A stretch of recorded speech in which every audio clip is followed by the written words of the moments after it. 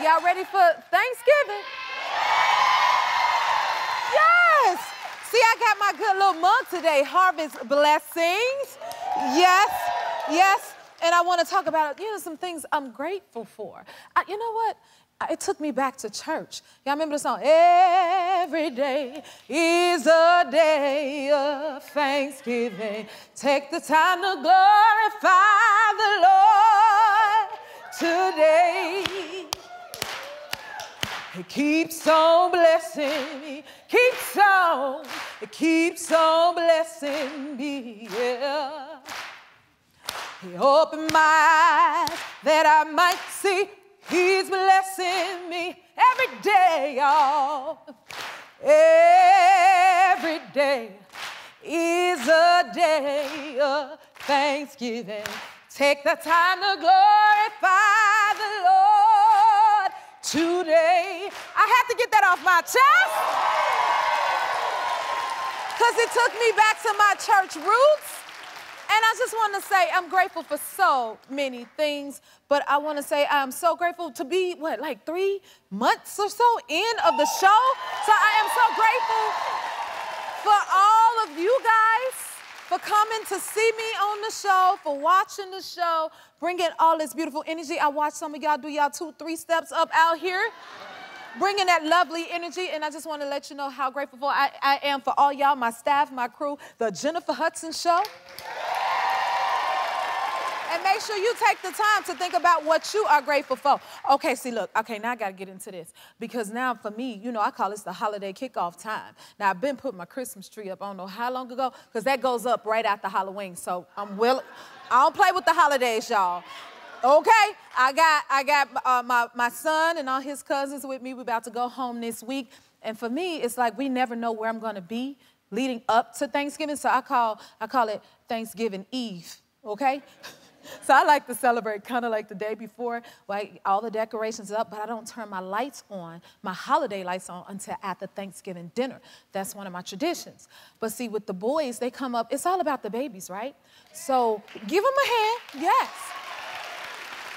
So my son came up with this idea, him and all his cousins, because I have, if you've been watching, you may know that I have my son and 7 of his cousins. It's all boys, and I call them Camp David. Well, Camp David came up with the bright idea that they want a gigantic Thanksgiving dinner table. So it's going to come up out, listen here, mama. It's going to start in the dining room, and I'm the fool to try it. I'm going to make this big old giant table for him. So it's going to come out of the dining room. And then it's going to go through what we call the great room of the house. And then it's going to go up into the piano room. That's about how long the table is going to be. We're going to have about 30, 40 guests. We're going to have a DJ. And then we got all the chefs in the house. So my sister Juju, she cooks. Y'all may know my sister Juju. Somehow everybody can really cook but me. And then Walter, who's my best friend and who's a chef. And then my friend Jay. So they're already back home preparing all the good food in the dishes. And then we're going to have the kids to do like a little TikTok dish because we want them to feel included. Plus, I've been around here playing, right? Because the goal for me is to keep the kids out the phone. Because they socialize so strangely today. I'll be like, so you begged me for company. So how kids come over and then everybody sit there and look at their cell phone. Well, not at this table on this Thanksgiving. Y'all. So the kids are putting the dish on the table with their TikTok dishes. My sister, I don't know what she cooking. Walter is the chef, okay? Like, he's a legit chef. Anytime boss man come out with his chef hat on and his whole uniform on, his cooking gear, y'all pull up this picture for me. When Walter come out with that on, and he don't bring it out, just for a regular meal. No, he bring it out for special occasions. When he come out with that on, it's serious business. But I swear, he just smack about 2-3 pots together, and you got a 10-course meal, baby. But that's how quick he cooks. Oh, but Jennifer gonna have her a dish on this table. I'm gonna sneak it on there. My goal, maybe y'all could give me some tips on what I should cook. Because I have no idea what to prepare. Only thing I do know is I can't tell nobody that it is my dish. Because they may not want to try it. But wish me luck if y'all got some ideas of what I can cook. You look like you got some, what you say? Gumbo? What else you got? Tater salad? What y'all got? What you say, mac and cheese? Some dressing? Can I do something with some corn or something? Maybe some corn or something. I want to get some dishes. Corn on the cob. That sounds good. I think, no, you look disappointed. Not the corn on the cob. Wait, what you think? Okay. Hi, cream corn. My son absolutely loves cream corn, and he makes it every year. Okay. I know what I want to do. I want to make some chocolate chip cookies from scratch. Y'all gonna help me with that? I could do a dessert. Mom can help me with that. What you got? Make some Chicago yams. Chicago yams. Now, what makes it Chicago yams, though? You just put more butter in it. More butter? So I got creamy corn, Chicago yams, and what you got? Peach cobbler. Okay, I can add that to the list, too. I'm gonna have to sneak some up on it. Potato salad is very easy to make. That's a good one. All you need to do is boil potatoes and put a little egg and mayonnaise in it, and I could boil you're good to go. See, there you go. You got it. Y'all gave me a whole menu. We got a great show. We'll be right back. Our first guest is a 7-time Grammy Award winner. She has sold over 70 million albums. I'm so excited she's here. Y'all give it up for the one and only Toni Braxton. It's so good to see you. It's so good. Congratulations. Thank you. So excited. So proud of you. Thank you. They screaming. They losing it. I know. I understand. I feel the same way. Oh, my God. Thank you, sis. Thank you. I'm here. I'm so excited to be here. My foot is crunchy. What happened to your foot, Toni? But I'm here. You know, I fell on stage. All of us have fallen on stage. Oh, yes. You know that. And I didn't get it checked out.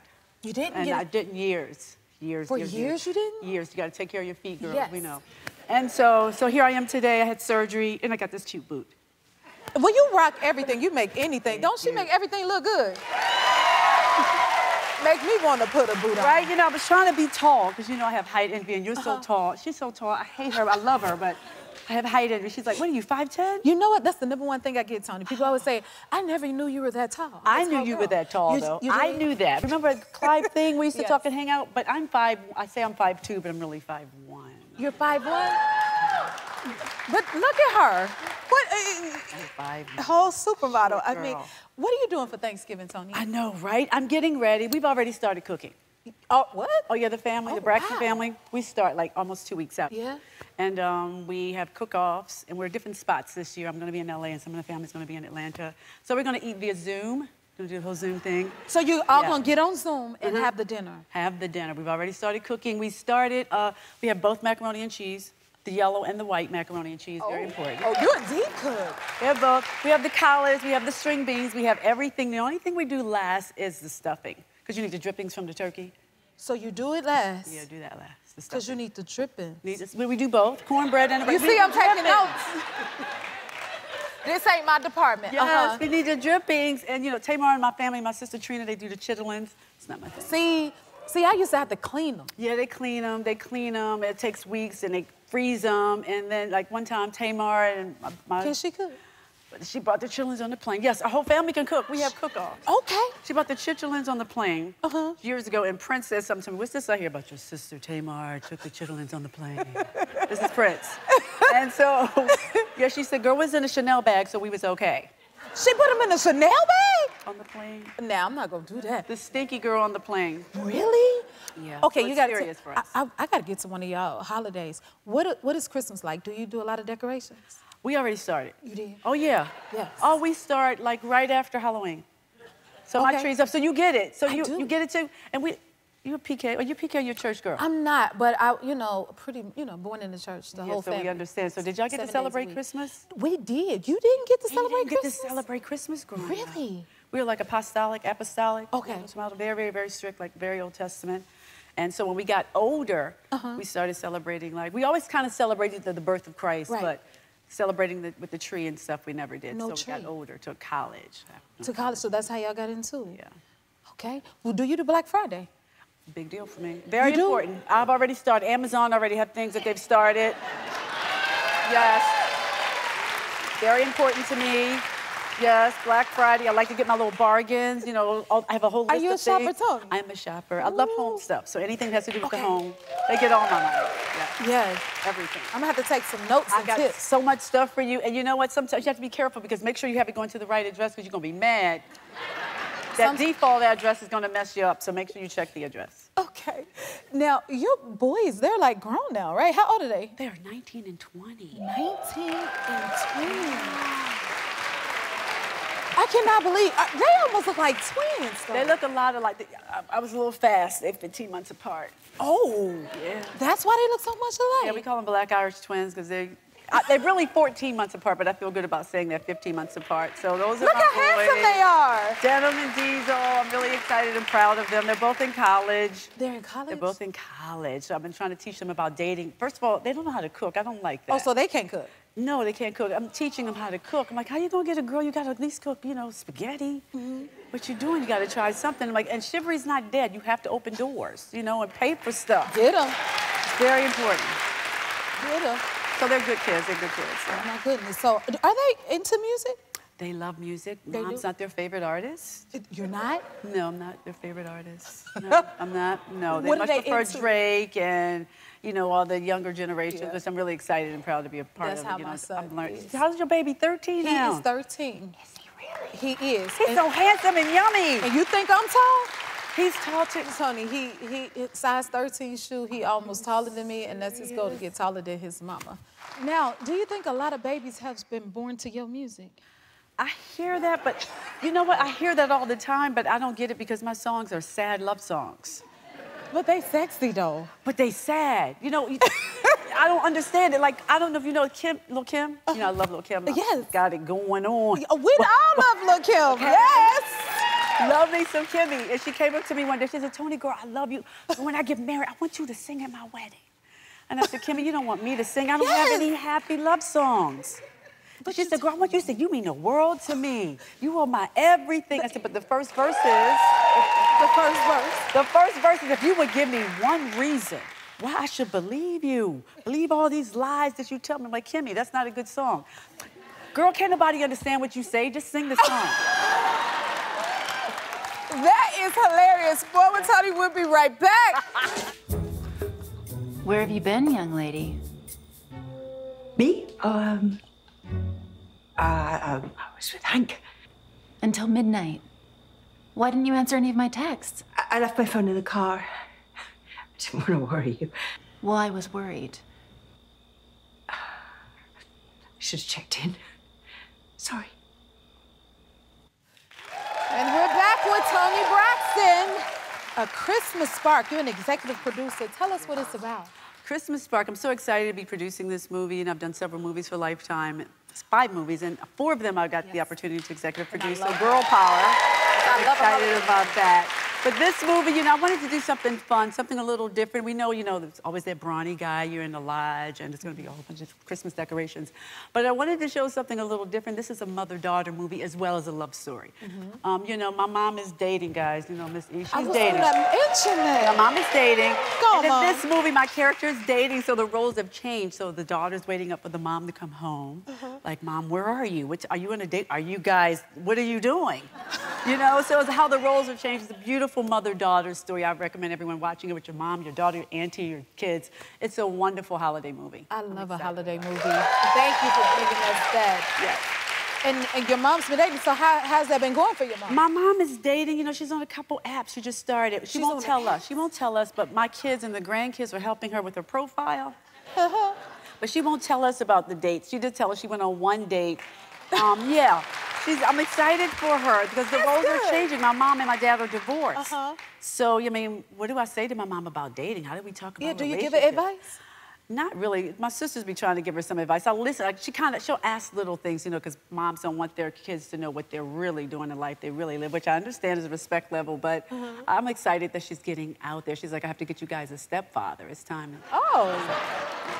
Okay. Well, go on, Mama. You better get your best life. Right? Okay, so, Toni, I got to ask you, has your voice ever been in the lower register? All my life. All your in life? This low voice. Like, right now, I'm talking in my interview voice.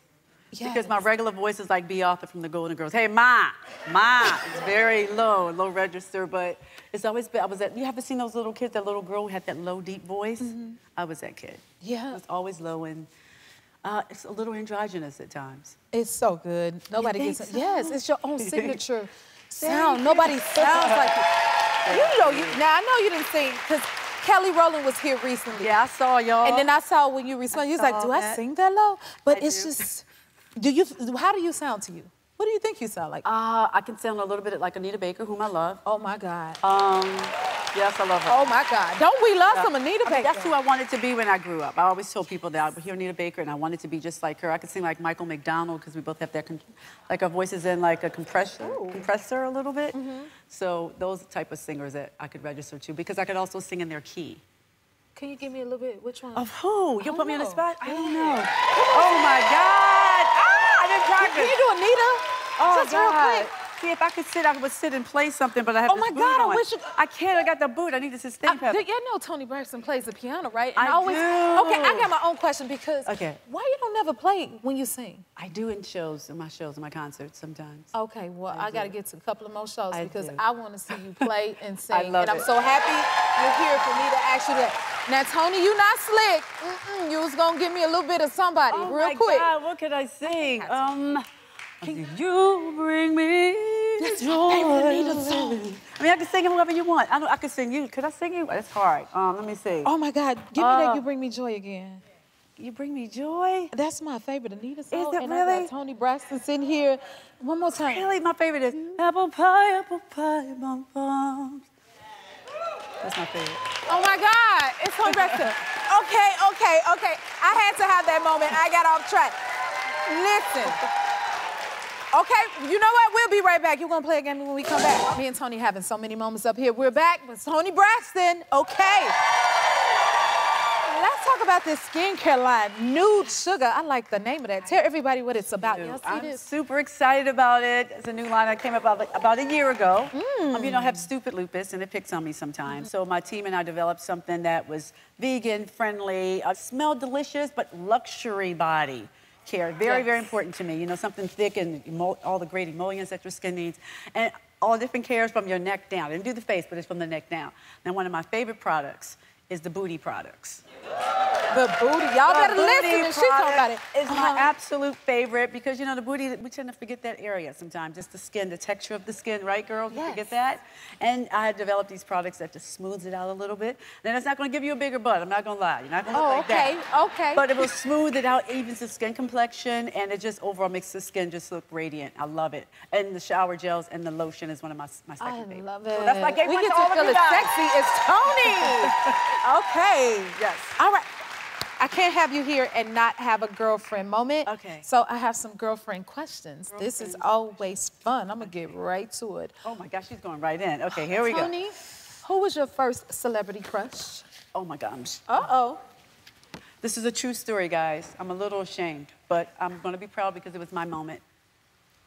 Jimmy Walker from Good Times. Jimmy Walker?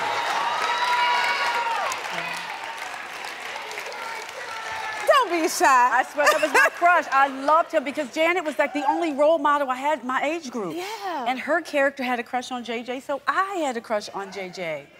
When he said, Dynamite. Dynamite. I love you. Oh, Jimmy better get it. Oh, my God. And Danny DeVito. And Danny DeVito, this is interesting. That's interesting. I'm short. He's short. It was just something about the shortness, I guess. Wow, okay. We're getting some good stuff, y'all. Okay. What's something you do that drives your family crazy? Oh, I'm the fun police. The fun police? I'm the fun police. What's that mean?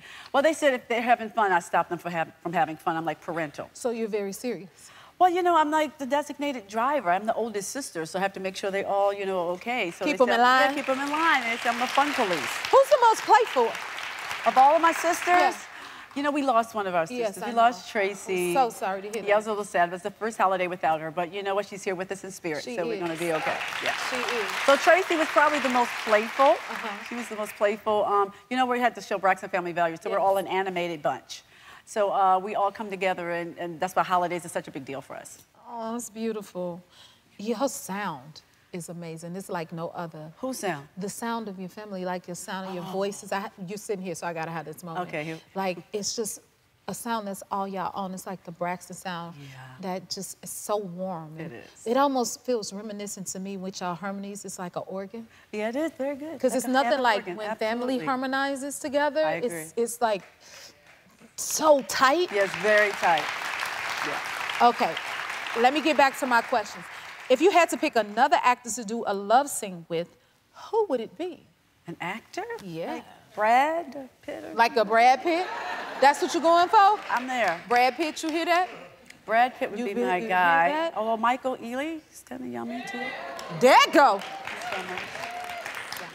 Toni, what's the best pickup line you ever heard? Oh my God. Pickup line? Let's see. Anybody ever tell you you look just like Toni Braxton? Stop it. What do you say back? That's what I say. Anybody ever tell you that? Anybody ever tell you that? And I'll say, all my life. All my life. That's how I do people. I be like, everyone says they look like Jennifer Hudson. So you do people like that? That's it, all my life. Thank you so much for being here. Of course, you are know it's going to come and support you. We're family. Isn't she amazing? Toni's movie, A Christmas Spark, premieres this Sunday at 8 on Lifetime, and her skincare line, Nude Sugar, is available at Ultra Beauty. And today, you're all going home with some, including me, so we can look like Toni. Because, baby, that's some beauty. Oh, my God. We'll be right back. This story is amazing. Our next guest was a competitive swimmer when a life-changing moment left her paralyzed at 18. Today, she's a 3-time Paralympian who continues to defy the odds and inspire us all. Please welcome Mallory Weggemann. Thank you for being here. Oh my goodness, thank you for having me. Oh my goodness, I am so in awe of you. I don't even know where to begin. Tell us where your journey started. Oh goodness, you know, so for me, I grew up as a lifelong swimmer, right? I'd been a competitive swimmer since the age of 7, and when I was 18, I was getting epidural injections for back pain.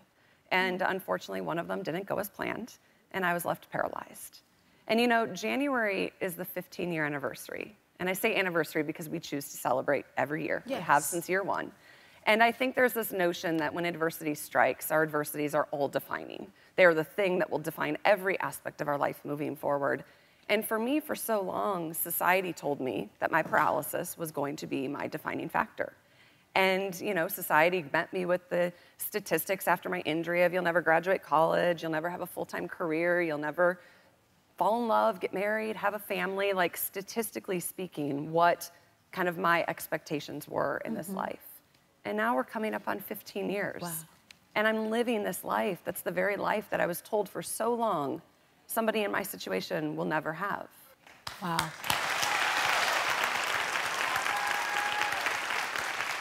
Did you ever think that you would swim again after being paralyzed?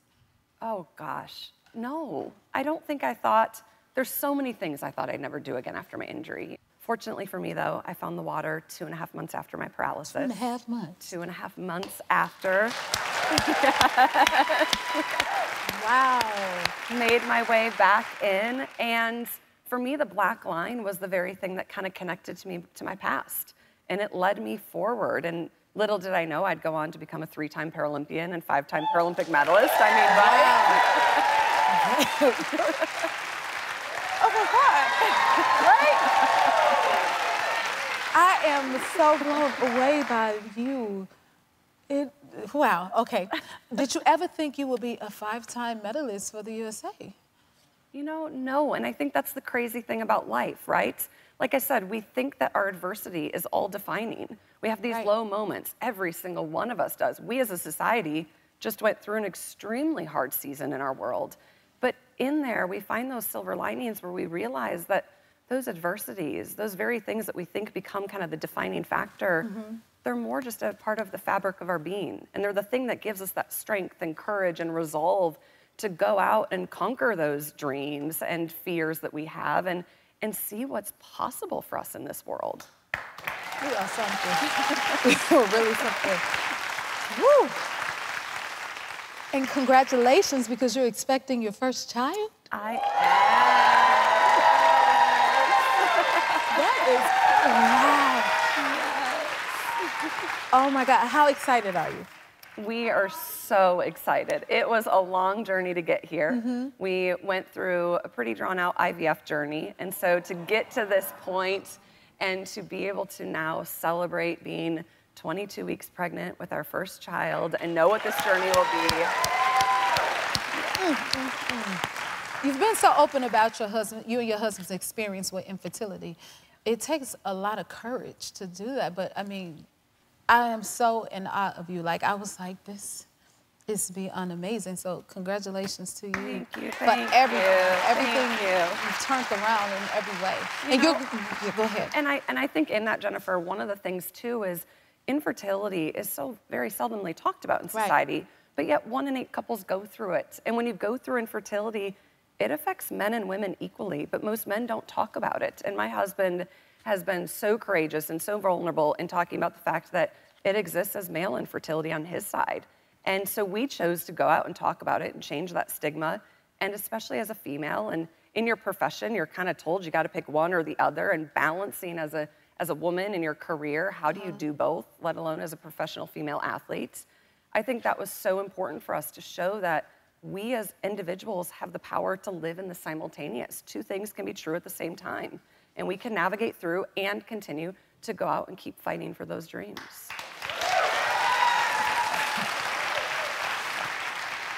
I think you're such a superhero. Shiro, let me correct myself. Okay, you're going to compete in December while pregnant. I am, yes. I am going to race at nationals. I'll be 26 weeks pregnant. I would say race is potentially a loose term. Yeah. We'll see. I kind of joked with my husband a little bit. I was like, you know, I think the 5 Paralympic medals do a good job of proving, like, I don't have anything to prove anymore. Yeah. So we at least have that part covered.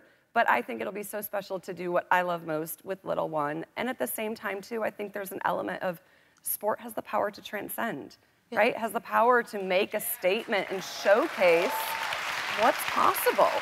And so to be able to do that and do that with little one, and also understand that in that very act of diving off a starting block with my wheelchair by my side, I, as a woman with a disability, am creating a path forward for other women who are told there's not a place for us. Yes, you are. Ooh. What else can we expect from you in the future? Well, it's 2022.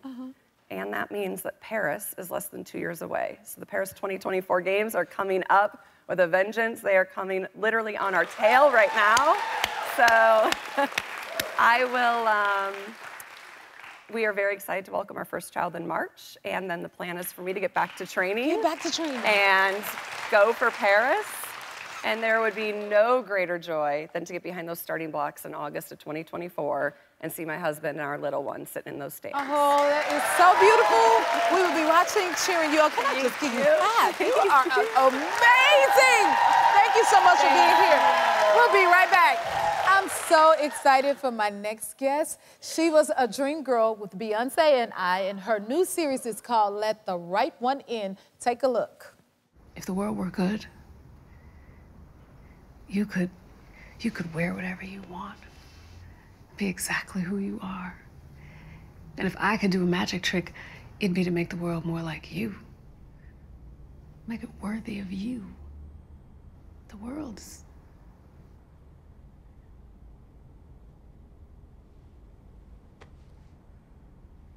I just want you safe. Please welcome Anika Noni Rose. Anika's here. Oh my God, I'm having so many moments. Give her a hand, y'all. I'm trying to think, when was the last time we seen each other? A long time, because your child was a child. My child. You ain't a child no more. David, you ain't grown. But listen, oh my goodness. Okay, Anika, what's some of your Dreamgirls memories? Because we've never even really had a chance to have a moment like this. I think the first thing that I remember really fondly was the first moment that the 3 of us sang together. And that blend hit, and I remember vividly, we went. Because a blend is not something you can create. It's either there or it's not there. Yep. And it was fantastic. It was. Okay, so you studied theater at a historically Black college. Why was that so important to you? I went to Florida A&M. Thank you, thank you. Very educated. And in Tallahassee, Florida. It was important to me on many levels. One, my grandmother went to Florida A&M, and all of her sisters went to Florida A&M. So I knew what that place was before I knew I was going to go there. But what was really important to me, I knew that that would probably be the only time in my life that I would be surrounded by young Black people, all with a common goal of knowledge and upward movement. And you were the first Black Disney princess ever. Tiana, okay? I'm proud of my Dreamgirls sister. Yes. Thank you. What does that mean to you? Oh my goodness. It is, I'm looking at her. It is still one of the most amazing things. It remains that. The fact that Tiana, Princess Tiana, will be there long after I'm gone, that she will be a part of Americana. I'm getting chills. Woo! You know, in a space that I don't think any of us thought that we would be able to take up. It says a lot to children. It says a lot to little brown children, definitely, that they can be princesses. They have no question about it anymore. It says to their friends who don't look like them that they can be princesses, and there's no question about that. There's no more pulling out your yellow towel to wrap it around your hair so you feel like you can be a princess. It's a different time. Wow. I want to know from you, what do you consider yourself first? Do you consider yourself a singer or an actress first? Which one is it for you? That is so difficult. I feel like they're intertwined. I feel like they're such a part of me. I can't imagine not doing one or the other. Right. I'm really grateful for both of those things, but I think there's something really, really special about music and the way that it moves through our bodies and the fact that we can call it ours. Queen Anika Noni Rose. We'll be right back. If you like this video, smash that like button and subscribe to the Jennifer Hudson Show YouTube channel. Check your local listings or visit jenniferhudsonshow.com to see when you can watch full episodes in your area. And don't forget to sign up for the newsletter.